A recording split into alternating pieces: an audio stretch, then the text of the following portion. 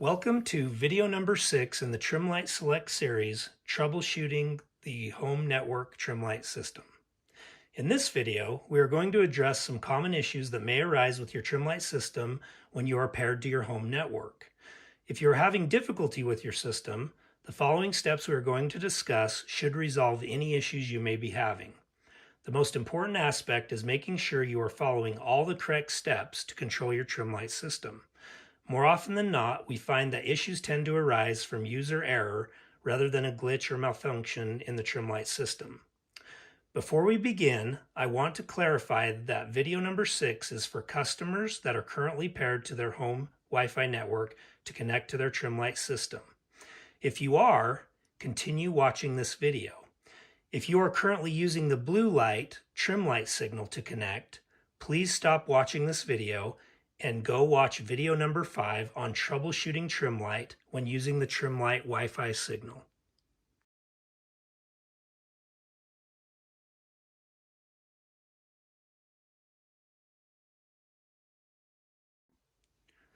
Okay, so the first and most important step is to go into your device's Wi-Fi networks and connect to the home network you are using that you originally paired to Trimlight.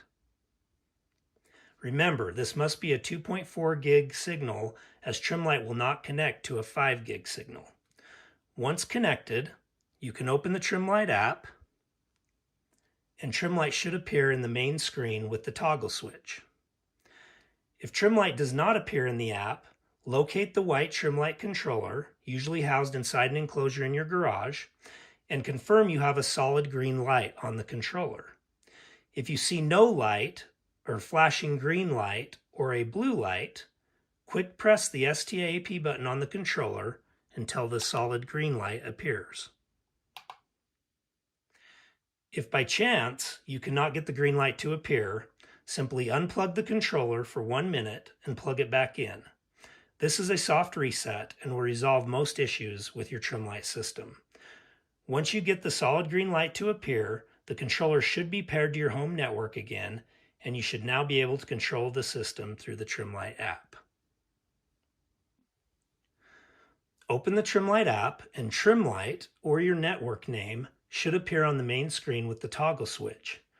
Again, if Trimlight does not appear, make sure your device is not set to auto-join to another network, as this will keep it from staying connected to the correct signal. Also, make sure your VPN is not on in your phone, as that will prevent you from connecting as well. You can also swipe down on the screen and it will refresh search devices and you should be able to find the Trimlight signal again. After confirming those settings are correct, if you still cannot get Trimlight to appear in the app, you will then want to refer back to video number 4 and follow the steps to repair your controller to your home network. If you still cannot get connected after watching video number 4, you can reach out to your local dealer for further assistance. Once you are connected and you have the app turned on to manual mode, you will notice 3 settings towards the bottom of the page. The parameters for these settings should have already been set up for you during installation of Trimlight, so there should never be a need for you to change these settings. However, to confirm, the correct settings are as follows. RGB order should be set to RGB. IC should be set to UCS 1903, and total pixels should be set to the number of lights on the longest run of your home. For example, if you have a 2-story home and the lower roof line has 120 lights and the upper roof line has 80 lights, you want the total pixel count to be 120. When in doubt, you can input the total number of lights on your home and the system will function correctly. It just may affect certain patterns of lights and animations. Once you have confirmed these settings are correct, you can press enter and go into the app. At this point, everything should be working in your Trimlight app. If you notice that the lights are not responding as you make changes within the app, then you have most likely lost connection to your home network signal. Signal strength will vary from home to home based on many factors we cannot control, such as obstacles between where you are and the controller, what type of device you are using, and possible interference from other devices. To avoid poor connectivity, Always pay attention to your signal strength when connected to trim light and stay within a strong network area when programming your lights. If you have determined you have a strong home network signal and the lights are still not responding, the system may be frozen and a simple soft reset should resolve the issue. Again, you would just unplug the controller for 1 minute and plug it back in. With a soft reset, all of your light pattern settings and timer settings will still be saved in the system. If a soft reset does not resolve the issue, your next step would be to do a hard reset. Keep in mind, performing a hard reset will erase all custom patterns and timers you have created. Hold down the gray minus button on the controller for 8 to 10 seconds until you see a quick red flash up by the green light, as demonstrated here.